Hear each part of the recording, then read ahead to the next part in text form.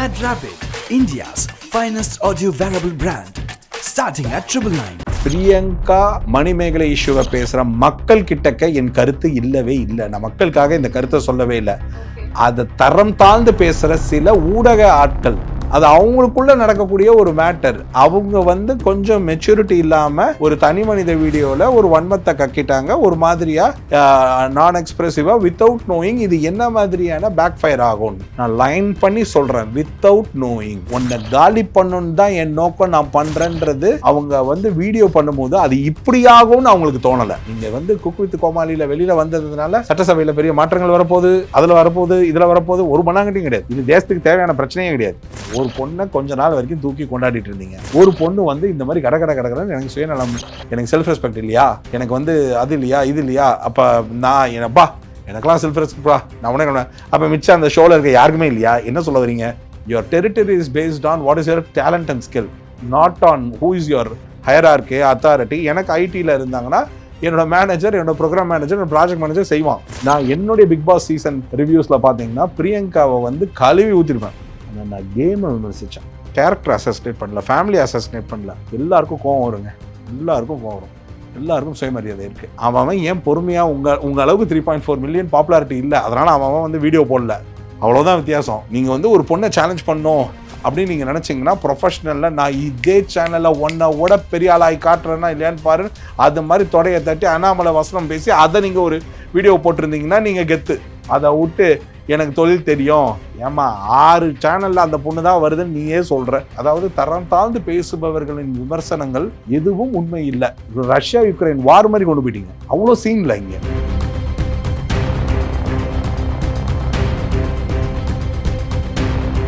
Television side வரும்போது பார்த்தீங்கன்னா எல்லாராலையும் விரும்பி பார்க்கப்படுற ஒரு ஷோ அப்படின்னா குக் வித் கோமாளி நம்மளுக்கு பயங்கர எப்படி ஹிட் படங்கள் மாதிரி அது ஒரு ஹிட் ஷோவாக போயிட்டு இருந்தது. 4 seasons it was smooth, it was good. அப்புறம் இந்த 5th சீசன் கொஞ்சம் விமர்சனங்களுக்கு உள்ளாச்சுன்னே சொல்லலாம். ஸோ அந்த சீசன்ல இப்போ பர்டிகுலராக மணிமேகலை இஷ்யூ ஒன்று வந்திருக்கு இல்லையா சார், அதை நீங்கள் எப்படி பார்க்குறீங்க? குக் வித் கோமாளி சீசன் 5 ஒரு விமர்சனத்துக்கு உட்பட்டு உள்ள வர்றதுக்கு ஒரு மேஜர் காரணம் இந்த ஷோவும் ஹிட்டு தான், இந்த சீசனும் ஹிட்டு தான். அது எப்படின்னா இந்த தடவை தான் இப்போ ஒரு எப்படி சொல்றது, எதிர்பார்த்ததை விட எதிர்பார்க்காதவங்க கிட்ட இருந்து நிறைய ஹியூமர், நிறைய ட்ராமா, நிறைய குக்கிங் பெர்ஸ்பெக்டிவ். ஏன்னா விடிவி சார் ஒரு மாதிரியான வே ஆஃப், திவ்யா துரைசாமின்ற ஒரு ஃபைண்டு, இர்ஃபான்ன்ற ஒரு ஃபைண்டு, இந்த ஃபைண்டெல்லாம் அந்த ஷோக்குள்ள இருக்கும் பொழுது ரெகுலர் கோமாளிஸோட இன்ட்ராக்ஷன்ல அது ஒரு வேற விதமான ஒரு ஹைலைட் அண்ட் இது காட்டுது. இஷ்யூவா நம்ம எடுத்துக்கிட்டோம் அப்படின்னா பெருசா இப்போ நான் ஒரு பிரியங்கா மணிமேகலையோட இஷ்யூவை ஒரு சேனல்ல இதுக்கு முன்னாடி பேசினேன். அதுக்கப்புறம் பேசுறது தான். இதுக்கப்புறம் இதை பத்தி பேசவே கூடாதுன்னு நினைச்சு இதை நான் சொல்றேன். என்னன்னா என்னுடைய விமர்சனம் அங்கேயும் சரி இப்பவும் சரி, பிரியங்கா மணிமேகலை இஷ்யூவை பேசுற மக்கள் கிட்டக்க என் கருத்து இல்லவே இல்லை. நான் மக்களுக்காக இந்த கருத்தை சொல்லவே இல்லை.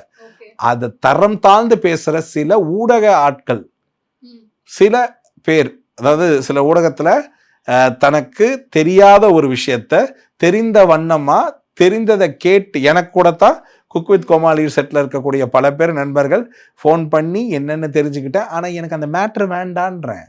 அந்த மேட்டரில் எனக்கு எந்த ஒரு, அதை கேட்கும் போது ரொம்ப சில்லியாக இருக்கு. அந்த சில்லினஸ்ல பிரியங்காக்கும் பங்கு இருக்கும், மணிமேகலைக்கும் இருக்கும். அது அவங்க ப்ரொஃபஷன், அது அவங்களுக்குள்ள நடக்கக்கூடிய ஒரு மேட்டர். அவங்க கொஞ்சம் மெச்சூரிட்டி இல்லாம ஒரு தனி மனித வீடியோல ஒரு வன்மத்தை கக்கிட்டாங்க, ஒரு மாதிரியா நான் எக்ஸ்பிரசிவா வித்தவுட் நோயிங். இது என்ன மாதிரியான பேக் ஃபயர் ஆகும் நான் லைன் பண்ணி சொல்றேன். வித்தவுட் நோயிங் உன்னை காலி பண்ணணும்னு தான் என் நோக்கம் நான் பண்றேன்றது அவங்க வீடியோ பண்ணும்போது அது இப்படி ஆகும்னு அவங்களுக்கு தோணலை. ஓகே, அவங்களோட இன்டென்ஷன் தான். இப்போ நான் ஒன்று போட்டு நான் வெளியில, ஆமா நீங்க குக் வித் கோமாளியில வெளியில வந்ததுனால சட்டசபையில பெரிய மாற்றங்கள் வரப்போகுது, அதுல வரப்போகுது, இதுல வரப்போகுது, ஒரு மண்ணாங்கட்டியும் கிடையாது. இது தேசத்துக்கு தேவையான பிரச்சனையே கிடையாது. இப்போ நான் பேசும்போது கீழே ஒரு 10 கமெண்ட், நீ எல்லாம் இதை பேச வேண்டாம் பத்திரியா இருந்தா அப்படிதான் இருக்கும்.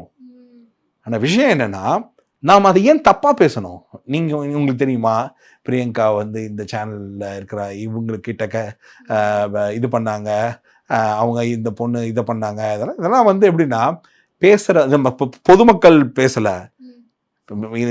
நான்லாம் பேசுறதுக்கு பிரியங்கா மணிமேகலை இஷ்யூக்கான காரணமே என்னன்னா, உங்களுக்கெல்லாம் தெரியும் தெரியாதுன்றதை தாண்டி அவங்க ஹஸ்பண்ட் எக்ஸ் இதுன்னு இந்த மாதிரி ஒரு குடும்பம், தனி மனித விமர்சனம் இதெல்லாம் பண்ணாதீங்க.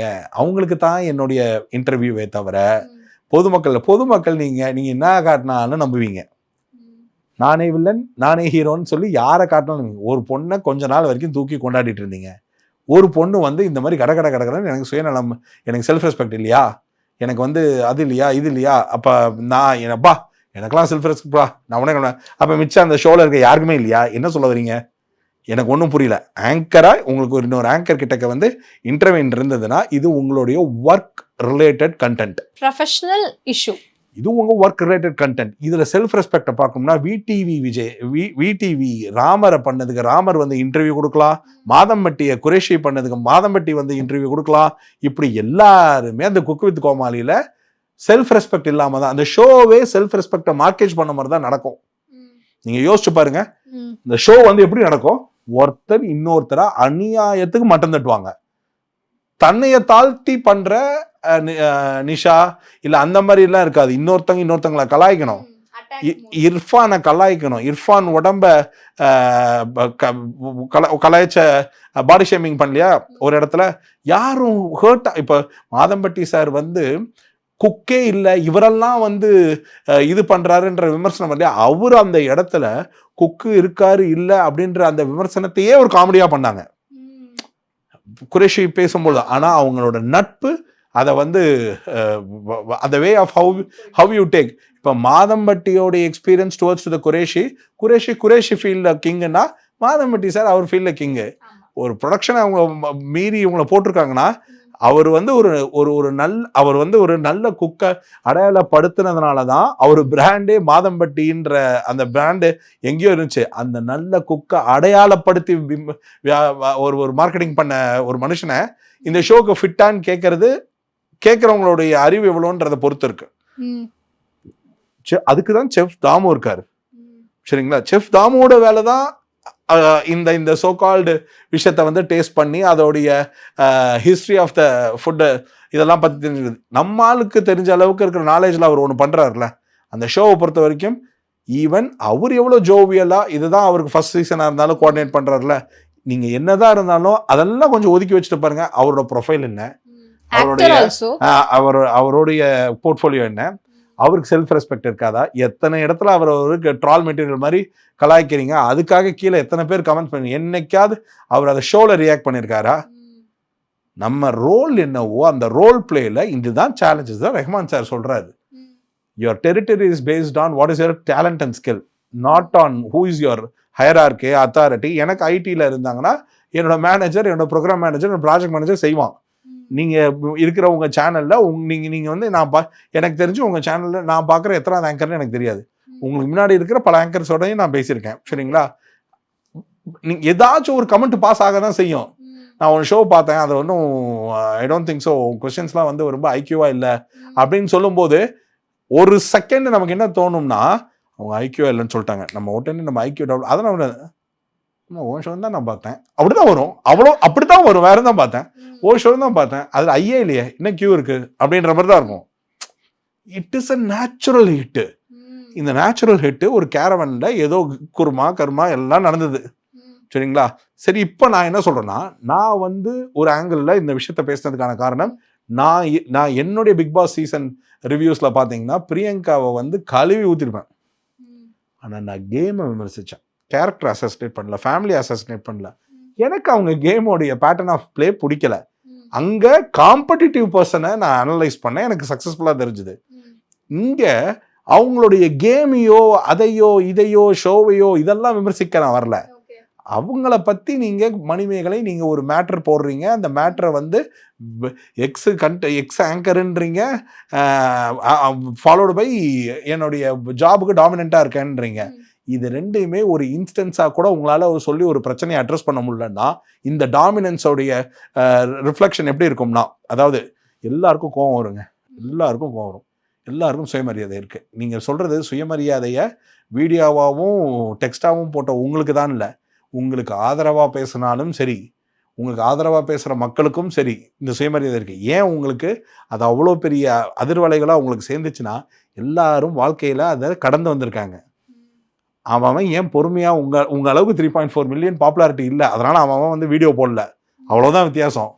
மற்றபடி அவனுக்கு 31ஆம் தேதின்னு ஒன்று இருக்குது. 1ஆம் தேதி சம்பளம் வாங்கினா குடும்பத்தை காப்பாற்றுற வேலை இருக்குது. அதனால் இந்த வேலையெல்லாம் அவங்க பார்க்கறதில்ல. நீங்கள் வந்து ஒரு பொண்ணை சேலஞ்ச் பண்ணணும் அப்படின்னு நீங்கள் நினச்சிங்கன்னா, ப்ரொஃபஷனலில் நான் இதே சேனலில் ஒன்றை பெரிய ஆளாகி காட்டுறேன்னா இல்லையான்னு பாரு, அது மாதிரி தொடையை தட்டி அண்ணாமலை வசனம் பேசி அதை நீங்கள் ஒரு வீடியோ போட்டிருந்தீங்கன்னா நீங்கள் கெத்து வத்து. அதை விட்டு எனக்கு தொழில் தெரியும், ஏமா 6 சேனலில் அந்த பொண்ணு தான் வருதுன்னு நீயே சொல்கிற. ஐ மீன் நாட் ஹர், நிறைய பேருடைய அந்த விமர்சன டாக்லேயே நான் கேட்குறது 6 சேனல், அப்படி 6 சேனலில் வர்ற அந்த ஒரு பொண்ணு நமக்கு எப்பா எந்த சேனலை திறந்தாலும் இந்த பொண்ணு தான்ப்பா சப்பான்னு சொல்லாமல் அந்த பொண்ணு அப்படி தூக்கிட்டு போகுது. அப்படி கொண்டாடிட்டு இருக்கிற பொண்ணு ஒரு 6 ஊடகங்கள் பேசும்பொழுது நீங்களும் அதுக்கு செவி சாய்த்து தரம் தாழ்ந்து பேசாதீங்க. அதாவது தரம் தாழ்ந்து பேசுபவர்களின் விமர்சனங்கள் எதுவும் உண்மை இல்லை. அந்த உண்மை இல்லை அப்படின்றத யாராச்சும் ஒருத்தர் சொல்லணும்ல. தரம் இப்போ நீங்கள் கேட்டிங்கன்னா உனக்கு தெரியுமா அப்படின்னு கேட்டிங்கன்னா எனக்கு ஒன்று நல்லா தெரியும். என்னன்னா நீங்கள் பேசுகிறவங்களுக்கு அவங்கள நேர்முகமாக எதுவுமே தெரியாதுன்றது எனக்கு நல்லா தெரியும். ஏன்னா எனக்கும் தெரியாது, எனக்கும் நேர்முகமாக தெரியாது. ஆனால் எனக்கு தப்பாக பேசணுன்ற அவசியம் கிடையாது. நம்ம வந்து ஒரு தனி மனிதரோட விளையாட்டை விமர்சித்து பேசவே இல்லை. குக் வித் கோமாளியில் நடந்த இந்த மணிமேகலைன்ற அவங்களுக்கு ரஷ்யா யுக்ரைன் வார் மாதிரி கொண்டு போயிட்டீங்க. அவ்வளோ சீன்ல இங்கே இதை விட பெரிய பிரச்சனைகள் இருக்கு. இது என்னெல்லாம் டிவியேட் பண்ணுச்சுன்னா, ஹேமா கமிட்டி இஷ்யூவை டிவியேட் பண்ணுச்சு, ஒரு குழந்தையோடைய டெத்து இஷ்யூவை டிவியேட் பண்ணிடுச்சு, ஜெயம் ரவி ஒய்ஃப் டைவர்ஸோட இஷ்யூவை டிவியேட் பண்ணுச்சு. இந்த ஒரு இஷ்யூ அவ்வளோ இஷ்யூவை டிவியேட் பண்ணுச்சு. எல்லாருடைய ஒட்டுமொத்த பார்வையும் இந்த சோ கால்டு ரிலேட்டட் இஷ்யூக்குள்ளே கன்வெர்ட் ஆச்சு. இந்த கன்வெர்ட் ஆகிறதுக்கான மேட்ரு என்னன்னா, பொதுமக்கள் கிடையாது. நீங்கள் காட்டுற ஆர்வத்தை மற்றவங்க மார்க்கெட்டிங் பண்ணி தப்பான விஷயங்களா பேசுறது. ஒரு இதில் ஒருத்தர் காசு வாங்கிட்டு அதுக்குன்னே எப்படி பேசுவாருன்னு தெரியும். அவரில் ஆரம்பிச்சு எல்லாரும் இப்போ எப்படின்னா, நீங்கள் மறந்துட்டீங்க. இப்போ நீங்கள் எழுதுனதுனால ஆரம்பிச்ச இந்த ஒரு விஷயத்தினால அவங்க குடும்பம் மற்றவங்க எல்லாருமே வந்து ட்ராலார இந்த ஒரு தேவையில்லாத கர்மாவை நம்ம சம்பாதிக்க வேணாமே தான். End of the day Manimegalai is talented. நான் அவங்களோட நிறைய ஷோஸ் பார்த்துருக்கேன், எல்லாம் ஓகே. எல்லாம் இவ்வளோ அறிவு டேலண்ட் இருந்து முன்கோபத்தால் பகையை வளர்த்துக்கிறது புத்தால்தனம் இல்லை. உங்களுக்கு you need a target of வின்னிங்னா your target should be what is your scale of growth on where you been built of, not challenging the place and quitting the place. இப்போ வந்து இந்த ஃபேஸ் ஆஃப் சினிமா எப்படி இருக்குன்னா, content ஓரியன்டா, அதாவது art ஃபிலிம்ஸும் நம்ம நிறைய பார்க்குறோம், கமர்ஷியலையும் நிறைய நம்ம பார்க்குறோம். ஸோ இந்த ஃபேஸ் வந்து நீங்கள் எப்படி பார்க்குறீங்க? அது ஒரு ஈக்குவலைஸ்டாக பேலன்ஸ்டாக இருக்கா? அண்ட் ப்ரொடக்ஷன் எப்படி போகுது? அந்த மாதிரி அந்த ஓவர்வியூ கொடுங்க சார். பிஸ்னஸாக வந்து ஸ்மால் பட்ஜெட் மூவிஸ்க்கு வந்தோட ஸ்கோப் வந்து monopoly of buyers, satellite buyers, digital buyers வந்து கம்ப்ளீட்டாக இந்த இயரில் வந்து completely gone. So it is not advisable. இப்போ யாராச்சும் ஒருத்தங்க நம்ம படம் பண்ணுறோன்னு ஒரு வாழையை ஒரு பெரிய எக்ஸாம்பிளாக எடுத்துக்கிறது, இல்லை அதுக்கு முன்னாடி வந்த ஒரு படம் கருடன், இது மாதிரி இது எல்லா நேரத்துலையும் ஒர்க் அவுட் ஆகிடாது. இது வந்து இட்ஸ் ஆட் அண்ட் அவுட்டு. அது கண்டென்ட்டு தான் பிளேஸ் அ வெரி வைட்டல். அந்த கண்டென்ட்டு வந்து ப்ராப்பர் பிராண்ட் வந்து தியேட்டர்ஸை ப்ராப்பராக ப்ரொஜெக்ட் பண்ணிட்டாங்கன்னா அப்போ நீங்கள் சொல்கிற ரேஷியோ ஆஃப் மக்கள் பேச்சிலேயே வந்து அந்த ஷோ. அதுக்கும் சொல்கிறேன், இந்த 3 ரொம்ப கிளியராக இருக்கணும். Content, proper brand, proper projection. இது 3மே வந்து இருந்தால் ஒரு படத்தோட ரீச் நல்லா இருக்குன்றது வெளியில் தெரியும். இல்லைன்னா நல்ல படங்கள் வந்திருக்கும் ஆனால் வெளியில் தெரியாமல் போயிடும். லைக் ஃபார் எக்ஸாம்பிள் இன்னைக்கிடே இந்த ஃப்ரைடேயில் இன்னைக்கு வந்து ஒரு 4-5 நல்ல படங்கள் வருது. அதில் 4-5 நல்ல படம் பார்க்குறதுக்கு ஹீரோ ஸ்டார் புல் இருக்கிற ஒரு க்ரௌட் டே 1 ஆடியன்ஸ் வர்றது வந்து ரொம்ப ரொம்ப கஷ்டம். இந்த மாதிரியான சூழ்நிலையில் நீங்கள் வந்து ஒரு கண்டென்ட் பேஸ்டு படம் ஹிட் ஆகும் அப்படின்னீங்கன்னா இட்ஸ் அகெயின் ரொம்ப சினாரியோ வந்து ரொம்ப ரேர். இங்கே பையர்ஸே கிடையாது. இது எல்லாத்துக்கும் மேலே ஒரு பெரிய மெயின் ஸ்ட்ரீம் ஹீரோஸோடைய புல்ல வர ஒரு படம்ல கமர்ஷியல் எலிமெண்ட் கொண்டாடப்பட்டு அது கொண்டாடுற லெவல் வந்து அதே ஒரு பெரிய பிராண்ட் பெரிய படம் தங்கலான் மாதிரியான ஒரு படமை வந்து கொண்டாடுறதோட ரேஷியோ கம்மியாயிடுச்சு.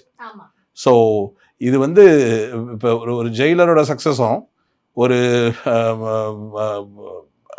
விஜய் சாரோட கோட்டோட சக்ஸஸும் நடுவில் சங்கர் சாரோட இந்தியன் 2 இப்படின்னு நீங்கள் ஒரு பெரிய படமாக அப்போ ஒரு உதாரணமாக எடுத்துக்கலாம்னா இந்தியன் 2வோட ஃபெயிலியர் வந்து ஒரு பெரிய ஃபெயிலியர்.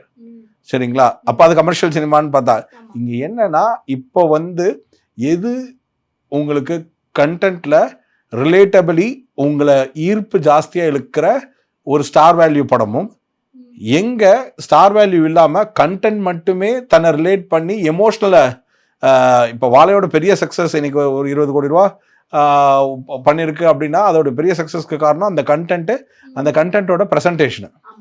ஸோ இது மாதிரி இட்ஸ் சம்திங் அகெயின் இது யார் பண்ணுறா? Hot star. இந்த மாதிரி யார் கையில் அந்த தியரட்டிக்கு ஒரு ஏஜென்ட்டை கொடுத்தாங்க, இதெல்லாம் அமையும் போது தான் அந்த படத்தோட சக்ஸஸ்க்கான ரேஷியோவும் வருது. புரியுது. And the production plays a vital role அப்படின்றது true. Very very very true. So இப்போ சோலோ ரிலீஸ் ஆச்சு இல்லையா கோட், அது வந்து 1000 கோடி அடிக்கும்ன்றது பயங்கரமாக வந்து மக்கள் மத்தியில் பேசப்பட்டு நம்பப்பட்ட ஒரு விஷயம். ஸோ இப்போ 13 டேஸில் வந்து 413 crores கிட்டத்தட்ட வந்திருக்கு அப்படின்ற மாதிரி சொல்கிறாங்க. ஸோ அது ரீச் பண்ணணும்னு நீங்கள் நினைக்கிறீங்களா சார்? முதலையே 1000 கோடி அடிக்காது, அது முதலையே சொல்லியாச்சு. அதுக்கு காரணம் என்னன்னா இந்த படம் வந்து முதல்ல 1000 கோடியோடைய ரேஷியோ ஆஃப் பிஸ்னஸ் எப்படி நடக்குதுன்றது மக்களுக்கு தெரியணும். இது எங்கே 1000 கோடியோட டாக் ஆகுதுன்னா, ஒரு யூடியூப் சேனலில் ஒரு ஏதோ ஒன்று நேம் எனி பிராண்ட், அவங்க வந்து ஒரு பர்டிகுலர் யாராச்சும் ஒருத்தங்களை இன்டர்வியூ பண்ணுறவங்கள ஒரு பயங்கர ஃபயரிங், ஐ மீன் விஜய் சாரோட பெரிய ரசிகர் யாராச்சும் ஒருத்தர் சொல்லிடுறதோ, இல்லை சினிமாவுடைய ஆர்வக்கோளாறில் இருக்கிற யாராச்சும் ஒருத்தங்க 1000 கோடின்னு சொல்லிடுறதோ, அதுக்கு அடுத்த அந்த சப்டைட்டிலிங்லேயே 1000 crores டாக் வருது. பட் ஒரு மூவிக்கு வந்து 1000 crores ஜெயிலர் தொடுதுன்னா, இல்லை வேற படம் தொடுதுன்னா, எந்த படம் 1000 crores நீங்கள் தொடரணும்னு நீங்கள் நினச்சாலும் ஹிந்தி மார்க்கெட்டான நார்த்தில் எத்தனை வீக் இந்த படம் மல்டிப்ளெக்ஸில் ஓடணுன்ற ரூல் இருக்குது. அதுக்கப்புறம் தான் டிஜிட்டல் போகணும். அது வரைக்கும் அந்த தியேட்டர்ஸில் அது சர்வைவ் ஆனாதான் அந்த டிஜிட் ஆஃப் ஃபிகருக்கு வந்து இது எலிஜிபிளே. இதுவே பாதி பேருக்கு இந்த ப்ராக்டிக்கல் அண்டர்ஸ்டாண்டிங் தெரியாது. ஸோ 1000ன்றது இப்போ சும்மா இல்லாமல் ஒவ்வொரு ப்ரொடக்ஷன் வந்து சொல்லணும், நான் வந்து இவ்வளோ கோடி சம்பாரிச்சிருக்கேன், இத்தனை கோடி எனக்கு வருமானம், யாரும் சொல்ல போகிறது கிடையாது. உண்மையிலே வந்தாலும் சொல்ல போகிறது கிடையாது. இது வந்து இது ஒரு பயங்கரமான myth kind of a talk தான். விஜய் சார் படம் 1000 கோடி அப்படின்றத சொல்லி he's a black I mean box office king, அதிலெல்லாம் டவுட்டெல்லாம் கிடையாது. ஏன்னா he's a consistent box office king அவர். ஆனால் இந்த எதிர்பார்க்குற ஃபிகர் வேணும்னா அந்த மாதிரியான பிஸ்னஸ், அந்த மாதிரியான ரிலீஸ், அந்த மாதிரியான அமைப்பு, இது எல்லாமே ஆகணும். இந்த படத்தில் அந்த கிராவிட்டி பத்தலை. இந்த படத்தோடைய டேக் ஆஃப் பயங்கரமாக இருந்தது. பட் அது ஒரு நல்ல நம்பரையும் ஸ்கோர் பண்ண ஆரம்பிச்சிச்சு, அதுலேயும் டவுட் இல்லை. பட் அதை தாண்டி கன்வெர்ட் ஆகணும்னா அந்த சைடு பிஸ்னஸ் வந்து அதுக்கு சப்போர்ட் பண்ணணும். அது பெருசாக சப்போர்ட் பண்ணல. ஸோ இப்போ வந்து அடுத்த படம் அவரோட பார்க்கும்போது 270 crores கிட்டத்தட்ட அவங்க சம்பளமாகவே வாங்க போகிறேன் அப்படின்ற மாதிரி சொல்லியிருக்காங்க இல்லையா? அது அவர் லாஸ்ட் மூவினும் பேசப்படுது, T69. ஸோ அது வந்து எப்படி வந்து அவங்களுக்கு அந்த ப்ரொடக்ஷன் ஹவுஸ் கட்டுப்படி ஆகும்? அது வந்து ஏன்னா வந்து ஒரு படத்தோட ஒரு பட்ஜெட் மாதிரி அது கிட்டத்தட்ட வந்துருது இல்லையா? 270 crores கொடுக்கறது ஒரு ப்ரொடக்ஷனால் ப்ராக்டிக்கலி பாசிபிள் அப்படின்ற அந்த தேரி இருக்குல்ல, அது உண்மையிலே என்னாலையும் என்ன ஆங்கிளில் வந்து 270 எக்ஸ்க்ளூடிங் ஜிஎஸ்டினா எல்லாம் பார்த்தீங்கன்னா 300 கோடிக்கிட்ட ஹீரோ சைடு மட்டுமே போயிடும். இன்னொரு 50-100 கோடி ரூபா ப்ரொடக்ஷனுக்கு போகுதுன்னு வச்சுக்கோங்க. இன்னும் ஒரு 50 கோடி ரூபா ஆர்டிஸ்ட்டு அதர் டெக்னீஷியன்ஸ்க்கெல்லாம் போகுதுன்னு வச்சுக்கோங்க. சரிங்களா? கிட்டத்தட்ட 500 கோடி ரூபா பொருள் செலவில் ஒரு ஹிந்தி படம் மாதிரி ஒரு படம் எடுக்கிறாங்க. அது 1000 கோடி கன்வெர்ட் பண்ணக்கூடிய ஆர்டிஸ்ட்டு, பிஸ்னஸ்ஸு, ஒருவேளை விஜய் சாரோட கடைசி படம் டிக்ளேர் பண்ணதுனால அவரை தியேட்டரில் பார்க்குற வர க்ரௌடு, இதெல்லாம் ஒரு அதிக கான்ஃபிடென்ட்டில் வச்சு ஆரம்பிக்கலாம், ஆகலாம். ஆனால் பிஸ்னஸாக இன்னைக்கு அவருக்கு அந்த அந்த தொடர் கன்சிஸ்டண்ட்டுக்கான ஒரு பாக்ஸ் ஆஃபீஸில் அந்த நம்பரை தொடர்ந்து கிரியேட் பண்ணி காமிக்கிற அதுதான் அவருக்கு அந்த சம்பளத்தை வாங்கி தருது. ஆனால் அதுக்கு மேலே அந்த ப்ரொடியூசர் எடுக்கிற கால் தான், நான் இதுக்கு மேலே இவ்வளோ செலவு பண்ணால் நான் இவ்வளோ காசு எடுத்துருவேன்னு. அதெல்லாம் அவர் கையில் தான் இருக்குது. ஐ மீன் அவங்க என்ன கால்குலேட்டு, என்ன சார்ட்டு, யார்கிட்ட பிஸ்னஸ் பேசுகிறாங்க, என்ன விதமான கான்ஃபிடென்ட், டேரக்டரோட வேல்யூ, இவ்வளவும் கம்ப்ரஸ் ஆகி வருது. பட் ப்ராக்டிக்கலாக இது ஒரு பெரிய கொஸ்டின் மார்க் தான். அச்சீவ் பண்ணிட்டா he would be the last person. I mean he would be the pioneer, the first person. இதை வந்து அவர் கிரியேட் பண்ணி காமிக்கிறாருன்னு. அதுக்கப்புறம் இது ஒருத்தங்களுக்கு டார்கெட் ஆகும். இதை நான் அடிச்சு காட்டுறேன்றது பின்வரும் ஆக்டர்ஸுங்களுக்கு டார்கெட் ஆகும். ஸோ மேபி அவர் டார்கெட் செட் பண்ணுறதுக்காக கூட இது ஒரு முயற்சியை எடுத்து பண்ணலாம். ஆமா, இது ஒரு பயங்கரமான அனாலிட்டிக்ஸ் இருக்கு அதுக்கு உள்ள. அண்ட் டிமாண்ட் அண்ட் சப்ளை தான் இதுவுமே. அந்த டிமாண்டுக்கு, அது லாஸ்ட் படம் டிமாண்ட்ன்றதுக்கு ஏத்த ஒரு அந்த டிமாண்டை தான் அவங்க மார்க்கெட்டிங்கே பண்றாங்க. அந்த மார்க்கெட்டிங்கு வந்து இவங்களுக்கு இப்போ கொடுத்துருக்கிற சம்பளத்துக்கு கட்டுப்படி ஆகிடும். சேட்டலைட் அண்ட் டிஜிட்டல் ஓடிடி வந்து இவ்வளோ ஒரு ப்ரைஸில் ஆகிடும் அப்படின்னு. இன்னொன்று இந்த டைரக்டர், இந்த கதை, ஸ்கீம் இதெல்லாம் கூட இன்னொரு ஆங்கிள் எடுத்துக்கோங்க. ஸோ இந்த மாதிரி இந்த படங்கள் நம்ம பார்த்துட்டு இருக்கிற இந்த நேரத்தில், அதாவது பிக் ஃபிலிம் சோலோ ரிலீஸ் ஆயிருக்கு கோட் அப்படின்னு பார்க்கும்போது இன்னைக்கு 4 படங்கள் ரிலீஸ் ஆகுது இல்லையா? ஸோ இதோட ஸ்பிளிட் எப்படி சார் இருக்கும்? எது வந்து, ஏன்னா இப்போ நம்மளால கெஸ் பண்ணவே முடியல. இப்போ வாழை ரிலீஸ் ஆனப்போ அது அந்த அளவுக்கு ஓடும் நம்ம எக்ஸ்பெக்ட் பண்ணோம். பட் வந்து இவ்வளோ ஒரு பிளாக் பஸ்டர் ஆகுன்றதை நம்ம எதிர்பார்க்கல இல்லையா? ஸோ இந்த மாதிரி 4 படங்கள் ஒரே நாளில் ரிலீஸ் ஆகுறப்போ எப்படி அந்த ஸ்பிளிட் இருக்கும்? வெதர் கமர்ஷியல்னால அது வந்து ஸ்பிளிட் ஏற்படுமா, இல்ல அது வந்து ஆக்டரோட புல்லா, இல்ல வந்து ப்ரொடக்ஷன் ஹவுஸோட புல்லா, எந்த மாதிரி அந்த புல் ஃபேக்டர் இருக்கும்? முதல் ஃபேக்டர் வந்து இந்த ரிலீஸ் ஆன 4 படத்துல எது தெரிஞ்ச முகம் தியேட்டருக்குள்ள உள்ள போகலாம். ஏன்னா இன்னைக்கு காஸ்ட் ஆஃப் லிவிங்ல, அதுவும் மாசத்தோட கடைசியில நீங்க ஒரு படம் போகணும்னா parking charge, theatre charge, cafeteria, I mean இந்த 3, இதை எந்த தெரிஞ்ச முகத்துக்கு ஃபர்ஸ்ட் சேல் பண்ணலான்றது. 2வது பார்த்ததுலேயே எந்த ட்ரெய்லர் அண்ட் ப்ரொமோஷன் இது பார்க்க நல்லா இருக்கு அப்படின்னு. 3வது கொஞ்சம் கிட்டக்க வரும் பொழுது இது இப்போ ஃபர்ஸ்ட் டே பார்க்கறதுன்றது வேற, ஒரு 2 நாளில் ரிவ்யூ பார்க்குறவங்கன்றது வேற. ஸோ அந்த ரிவ்யூ மாதிரி வர்றதுல வந்து ஓகே பரவாயில்லையா வந்ததுல. இது என்ன ஒரு விஷயம்னா, ஒரு காமனான மக்கள் வந்து ஒரு வெள்ளிக்கிழமை ஒரு அண்டர் வேல்யூ ஒரு லோ பட்ஜெட் மூவிக்கு ப்ரையாரிட்டைஸ் பண்ணுறதுன்றது, அன்லஸ் ப்ரொமோஷன் அண்ட் ட்ரெய்லரில் ஒரு பெரிய நாய்ஸை கிரியேட் பண்ணி கொடுத்தா தான் ஸ்டார் வேல்யூ இல்லைனாலும் அந்த முதல் டேக்கு வரும். இல்லைன்னா அந்த ஃபர்ஸ்ட் டே எந்த ப்ரொடக்ஷன் ஹவுஸ் அண்ட் எந்த டிஸ்ட்ரிபியூஷன் ஹவுஸ் கரெக்டான டைமிங்கில் அந்த ஃபிலிமை ப்ரொஜெக்ட் பண்ணி வச்சுருக்காங்களோ அதில் அந்த 1-2 ஷோ மக்களுடைய கவுண்ட் இன்க்ரீஸ் ஆகி அதை மவுத் ஆஃப் டாக் ஆகும்போது, வாழையோட சக்ஸஸ் எப்படின்னா, இந்த வாழையோட முதல் 2-3 ஷோக்கு அப்புறம் அதை பற்றி எல்லாரும் பேச ஆரம்பிச்சாங்க. நடிகர்கள், டைரக்டர்ஸ் ப்ளஸ் காமன் ஆடியன்ஸ்னு. இப்படி ஒரு படத்திற்கான அந்த படமே அந்த வேலையை செய்யும்னு சொல்லுவாங்க. அது ஒரு நல்ல எனர்ஜியை நீங்கள் கிரியேட் பண்ணி தேட்டருக்குள்ளே வைக்கும் போது அது எல்லாம் சேர்ந்து அது அடுத்த எனர்ஜி. ஸோ ரிலேட்டபிளி கனெக்ட் ஆன பிஎன்சிக்கான ஒரு படம் அது. ஸோ இப்போ நந்தனோ, அதுக்கப்புறம் இன்னைக்கு கடைசி உலக போர், கோழிப்பண்ணை செல்லத்துறை, இன்னொரு படம் சார். இப்போ சார் கன்னிமாடம் எடுத்த நம்ம போஸ் வெங்கடானந்த், கன்னிமாடம் அருமையான படம். பெருசா வெளியில தெரியலையே தவிர இந்த படம் பெருசா வெளியில தெரியக்கூடிய ஒரு ஹீரோ போட்டார். ஓகே, இந்த படம் எதிர்பார்ப்புகளா அவரோட முன்னாடி படம் பார்த்தவங்களுக்கு இவருடைய இயக்குனர் திறமை என்னன்றது தெரிய வரும். Seeniram is undoubtedly a national award person. கடைசி உலக போர் ஹிப்ஹாப் தமிழாக்குன்னு ஒரு க்ரௌடு, ஃபேன் பேஸ் க்ரௌட் ஜாஸ்தியாக இருக்குது ஏபியில் குறிப்பாக. இன்னொன்று ever time hero Sasi sir, இயல்பான பொதுமக்களுக்கு ரிலேட்டபிளான. இதில் யாருக்கு ஹை ஃபேஸ் வேல்யூனா, first order wise Sasi sir, hip hop Aadhi, 3வது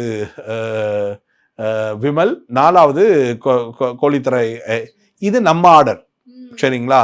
ஆனால் இதில் எதுக்கு முதல்ல அந்த நாய்ஸ் ஆஃப் டாக் வருதோ அதுதான் இந்த படத்தை சஸ்டெயின் பண்ணி கொண்டு போக முடியும். இதில் நான் பார்த்த வரைக்கும் 2 படத்துக்கு நல்ல ஸ்க்ரீன்ஸ் வந்து ரொம்ப ஜாஸ்தியாக இருக்கு. ஸோ அது ஒரு வேளை ஒர்க் அவுட் ஆகலைன்னா இந்த 2 படம் மறுபடியும் முன்னாடி போகும். So but end of the day இது எல்லாமே ஆப்டிமல் டாக் தான். அடுத்த வாரம் 27ஆம் தேதி மெய்யழகன், இன்னொரு படம் லப்பர் பந்து, கரெக்ட். அப்படி பார்த்தீங்கன்னா இப்போ மறுபடியும் முதல்ல ஆர்டர் ப்ரையாரிட்டைஸ் தான். இதில் வந்து நான் இப்போ என் கேர்ள் ஃப்ரெண்டோ, ஒய்ஃபோ, ஃபேமிலியோ, என் ஃப்ரெண்ட்ஸோ யாரோ போகும்போது பார்க்கிங் பார்த்தோண்டா மச்சான் அவன் வித்தியாசமாக பண்ணுறான் அப்படின்னு ஒரு மாதிரி 2 பேர் போய் உட்காரும் பொழுது எது கம்ஃபர்ட்டாக இருக்கு? என்னடா ஆளுக்குங்களுக்குமா ஒரு மாதிரி ட்ரெஸ், இவர் எப்போவுமே சோகத்தை புழிஞ்சிடுவார்றா. பொதுவான ஆட்கள் சினிமா பார்க்கும் பொழுது யார் மாதிரியான ஃபெலோ ஆடியன்ஸை கூட கூட்டு போறாங்களோ அதை வச்சுதான் அந்த That mood also of the depends. Movie. Yeah. So நீங்க அந்த மைண்ட் அவங்களுக்கு அங்க வந்து ஃபேமிலி ஆடியன்ஸை தாண்டி என்கிட்ட ஜாலியாக வந்திருக்கோம் ஜாலியாகவே போயிடுவோமே அப்படின்ற ப்ரையாரிட்டி ஹிப்ஹாப்பு ஹரிஷன்லாம் பார்க்கும்போது ஒன்று வரும். சரிங்களா? சாரு, நந்தனு, கோழி பண்ணை இதெல்லாம் வந்து நீங்கள் ஒரு நாள் அப்படியே டிவியில் உட்காந்துக்கிட்டே இருக்கும்போது அப்படியே வீட்டில் இருக்கும்போது அப்படி பார்க்கலாம் அப்படின்றத உங்களுக்கு தானாகவே ப்ரோவோக் ஆகக்கூடிய படங்கள். ஓகே. இது தியேட்டரில் தான் போய் பார்க்கணும் அப்படின்ற அந்த ஒரு நீடை வந்து ரெக்ரியேட் பண்ணாது. உங்களுக்குள்ள வந்து அது ஜென்ரேட் ஆகாது. அது எப்போ ஜென்ரேட் ஆகுமோ வாழை மாதிரி சார் பார்த்தியா வேற லெவல், நந்தன் பார்த்தியா சசி சார் உள்ள இறங்கி இப்படின்னு ஒரு கூட்டம். அதுலேயும் எங்கே அது ஒரு ஃபாஸ்டேட்டான கூட்டம்னா நீ எல்லாம் ஒரு படம் நல்லா இருக்குன்னு சொன்னால் அப்போ அது நல்லா தான் இருக்கும் இப்படி இதையும் கேட்டு போகிற ஒரு கூட்டம் இருக்குது. தியேட்டரை வந்து ப்ரோவோக் பண்ணுறதுன்றது இட்ஸ் கம்ப்ளீட் டிஃப்ரெண்ட். ஆனால் இது 4-5மே அடுத்த வாரம் வர படத்தில் காலி ஆகிடும். ஏன்னா அது ஒரு பெரிய விலை கொடுத்து வேலை வாங்கி தியேட்டரில் வந்து ப்ரொஜெக்ட் பண்ண போகிறாங்க. இதில் ஏதோ 1-2 தப்பிக்கிற அது மட்டும்தான் இருக்குமே தவிர மிச்சம் எல்லா ஸ்க்ரீனும் அந்த விலைக்கு கப்புன்னு மாறிடும். ஸோ இங்கே அந்த ஒரு வாரம் தத்தளித்து ப்ரூவ் பண்ணுறதுக்குள்ளேயே அடுத்தது ஒரு பெரிய படம் வந்தால் சேலஞ்சு தான். ஸோ இப்போ அகைன் நம்ம விஜய் சேதுபதி அவர்கள் தான் வந்து ஆங்கரா வந்திருக்காரு, கமல் அவர்களை ரீப்ளேஸ்மெண்ட்டா. ஸோ அந்த ப்ரோமோலலாம் வந்து கொஞ்சம் அந்த பேசுனாங்க, அது வந்து அவர் கமெண்ட் பண்ணுற மாதிரி, கமல்ஹாசன் அவர்கள் கமெண்ட் பண்ணுற மாதிரி இருக்கே அப்படின்லாம் சொல்லிட்டு. ஸோ ஒரு நியூ ஹோஸ்ட்டை அஸ் அ பிபி ரிவ்யூவராக நீங்கள் எப்படி பார்க்குறீங்க? சரி, இந்த ஹோஸ்ட் இந்த ஷோக்கு இப்போ தேவையான கால சூழ்நிலை. So legend is taking a break or I don't know whether quitting forever. அவர் கமல் சார் வரலன்ட்டாரு. ஸோ இந்த நேரத்தில் இந்த ஹோஸ்ட் சேலஞ்ச் இருக்குல்ல, அது வந்து இந்த பர்சனுக்கு ரோல் பிளேயா ஒரு பிக்கஸ்ட் சேலஞ்ச். இது வந்து ஐசான் கேட்க மாதிரிலாம் அவரால் வந்து டீல் பண்ண முடியாது. ஆனால் இவருக்கு அது தகுதி இருக்கான்னு பார்த்தா முற்றிலும் இப்போ எப்படி சிம்பு அவர் வரும்போது ஒரு ஒரு ஒரு ஒரு இவர் எப்படி அப்படின்னு யோசிக்கும் போது அவர் ஒன்று வந்து பண்ணார் பார்த்தீங்களா, அது மாதிரி இந்த தகுதிக்கான ஒரு பர்சன். ஏன் இன்ஃபேக்ட் கோமாளி ஷோவில் கூட இவர் போய் அவங்க கூட இன்ட்ராக்ட் பண்ண விதம் வந்து இவர் வந்து கேரக்டர் அனாலிசிஸ் பண்ணுறவர். அதனால தான் ஹீரோவான மெயின் ஸ்ட்ரீமான கேரக்டரை டெவலப் பண்ணி தன்னை ஒரு வணிக வர்த்தகமாக வளர்த்துக்கிறத விட மகாராஜா மாதிரி 40 வயசு ஆள் ஒரு பொண்ணுக்கு அப்பா இப்படின்னு இந்த ஹீரோயிசமை டெவலப் பண்ணி ஒரு கேரக்டராகவே ப்ளே பண்ணிட்டு வர இவரால் இந்த ஷோவுடைய ஹோஸ்ட்டை வந்து ஒரு நல்ல சேலஞ்சை எடுத்துக்க முடியுமா? ஆனால் இந்த ஷோவுடைய ப்ரெஷர் இவர் தாங்குவாரா? அதாவது இப்படின்னா ஒரு படம் நடிக்கலைன்னா இருக்கிற விமர்சனத்தை விட இந்த ஷோவோட விமர்சனம் வந்து ரொம்ப அதிக மைலேஜ் இருக்கும். இது ஏன்னா இதில் ஒரு பெரிய ப்ளஸ்ஸு 365 நாள் சீரியல் பார்க்குறவங்க கூட அந்த 100 நாள் பிரேக் எடுத்து இந்த ஷோவை பார்த்துட்றாங்க அந்த டியூரேஷனில்.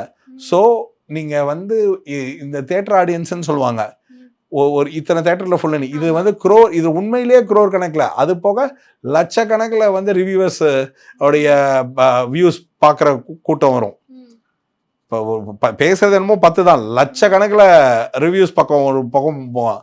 இது மாதிரி இவ்வளவு டிஜிட்டல் ப்ரெஷரு, டிவி ப்ரெஷரு, இது எல்லாம் கரெக்டாக கேட்டு அவர் திருப்பி இந்த ஷோவோடைய கண்டஸ்டன்ஸையும் ஹேண்டில் பண்ணி போகிற அந்த ப்ரெஷர் ஒரு 1-2 வாரம் இருக்கும். அதுக்குள்ள அவர் ப்ரீ ஜட்ஜ் பண்ணி ஜட்ஜ்மெண்டெல்லாம் கொண்டு வந்து அவர் இந்த இது அவர் இப்போ ஃபஸ்ட்டு எடுத்தோன்னே சூப்பராக பண்ணிட்டதுனால செம்மப்பா சூப்பர்ப்பா அப்படின்னு பிடிச்சிட்டா அதை அவர் மெயின்டைன் பண்ணி ஆகணும். ஏதாவது கொஞ்சம் தம்பலானா கூட அவர் கொஞ்சம் டைம் கொடுக்கணும். ஒரு 2 வாரம் 3 வாரம் அது அந்த பொறுமையில் இருந்ததுன்னா தலைவன் அதெல்லாம் ஹோஸ்டில் அவங்க சாய்ஸ் விஜய் சேதுபதினு வரும்போது என்னென்னா ஃபிலாசபிக்கலி கேரக்டரை கண்டஸ்டன்ட்குள்ள எப்படி ஜெல் பண்ணி ட்ராவல் பண்ணணும்னு நாலேஜ் உள்ள ஒருத்தனை தான் பிடிச்சிருக்காங்க. ஒரு பீப்புள்ஸ் பர்சன் மாதிரி தான். ஸோ அது we trust on that. Okay. So BB reviews நீங்கள் பண்ணுறது நாங்கள் பார்க்குறதுக்கு ரொம்ப ஆர்வமாக இருக்கோம். Thank you sir, thank you for the time. உங்கள் நேரத்துக்கு Mad Rapid, India's finest audio wearable brand, starting at 999.